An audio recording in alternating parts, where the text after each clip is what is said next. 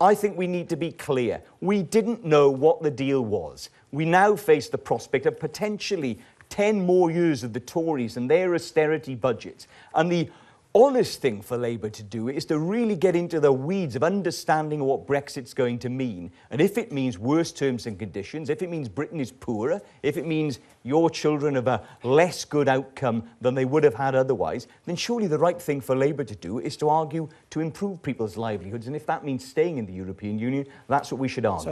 A referendum took place, a decision was delivered. Parliament must work with that decision and try and get the best deal we can.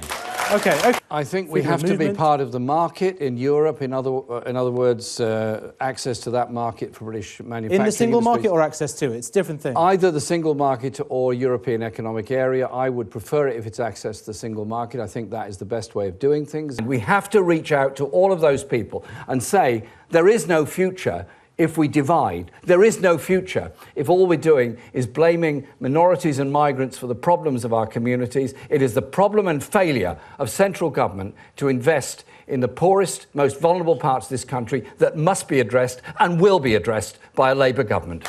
And the vote is a serious one, but nevertheless it shows something about areas of Britain that have been totally left behind. And for us to give hope to those communities, we have to look once more like a credible, competent government able to serve all of those communities. And the truth is, Jeremy, straightforwardly and honestly, is they're not looking at you and they're not looking at us collectively as Labour right now as united, competent, credible government.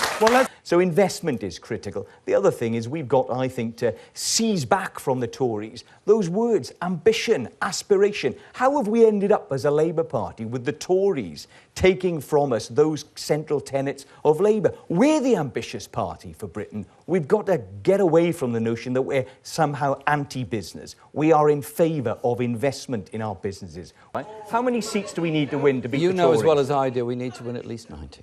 No, we don't. We need to win 106, General. I think he ought to know that. I think it ought to be tattooed on his chest. But you talk about trying to unite the party. I find that quite hard to reconcile with something your campaign did just this evening, which was publish a list, a deselection list, if you like, of the 13 MPs, including the deputy leader of our party, Tom Watson, whom your campaign think have transgressed against you in criticising you. Now, that isn't unifying. Well, I've got a feeling that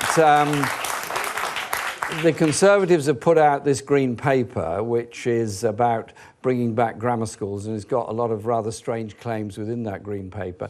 I've got more than half a feeling that as the weeks roll on, if maybe even quicker than that, they're going to rapidly retreat from that and probably drop the whole thing as being completely unworkable. Owen Smith.